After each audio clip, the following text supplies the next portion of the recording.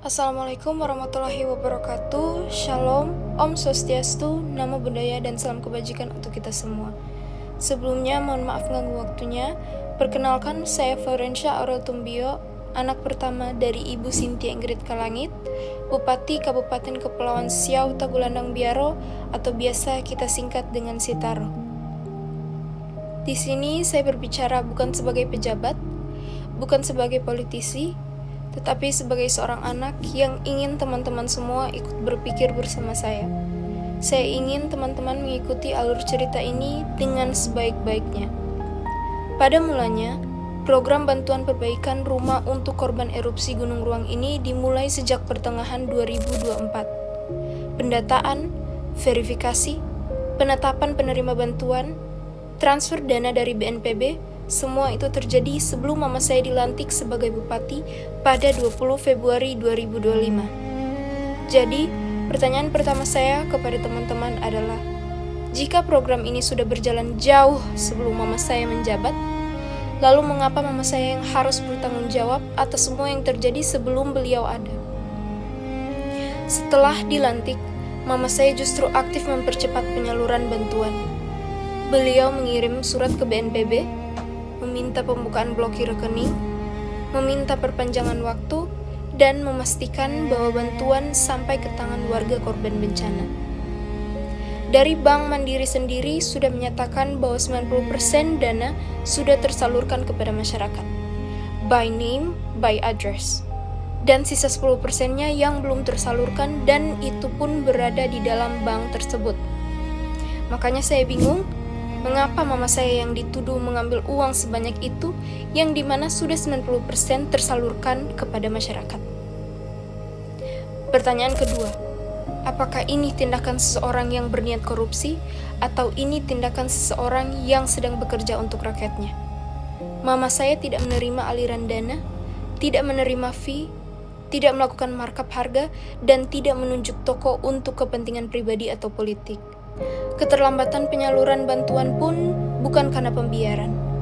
Ada kendala nyata, rekening yang sempat terblokir, kondisi geografis kepulauan, validasi ulang oleh BNPB, dan yang paling membuat kami heran dan bingung, dokumen-dokumen program justru disita, yang akhirnya menghambat penyaluran bantuan itu sendiri.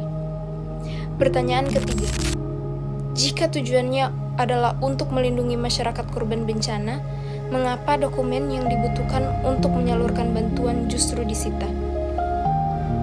Erupsi Gunung Ruang terjadi pada tahun 2024, jauh sebelum pilkada. Pada saat itu, mama saya bukan siapa-siapa secara politik.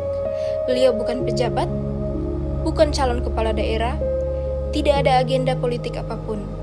Beliau hanyalah seorang warga biasa yang tergerak hatinya untuk hadir dan membantu masyarakat yang terdampak bencana.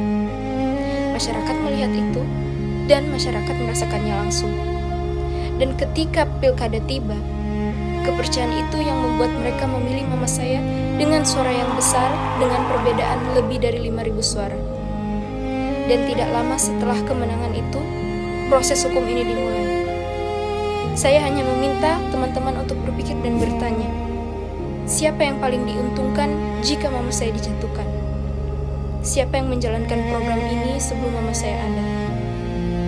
Dan mengapa proses hukum ini terasa begitu terburu-buru, bahkan sebelum masa pertanggungjawaban program selesai? Kami tidak meminta mama saya untuk diperlakukan secara istimewa. Kami hanya meminta proses yang jujur, terbuka, dan berdasarkan fakta. Bukan asumsi, bukan tekanan, bukan kepentingan tertentu. Kami memohon kepada Bapak Presiden Prabowo Subianto, Komisi 3 Dewan Perwakilan Rakyat Republik Indonesia, Bapak Habibur Rahman, Bapak Sufmi Dasko Ahmad, Kejaksaan Agung Republik Indonesia, dan seluruh pihak yang berwenang. Awasi perkara ini dan lihat faktanya secara utuh. Jangan biarkan hukum digunakan untuk menjatuhkan seseorang yang sedang bekerja untuk rakyat. Mama saya tidak lari, beliau kooperatif. Beliau percaya pada keadilan. Dan sebagai anaknya, saya juga percaya keadilan itu masih ada. Tapi keadilan itu butuh suara, butuh perhatian, dan butuh kita semua. Kalau teman-teman tergerak dengan cerita ini, tolong bantu sebarkan dan tolong bantu doakan. Karena saya hanya seorang anak yang ingin ibunya mendapat keadilan yang nyata dan juga transparan. Terima kasih. Wassalamualaikum warahmatullahi wabarakatuh. Shalom, Om Santi Santi Om. Nama budaya dan salam kebajikan untuk kita semua.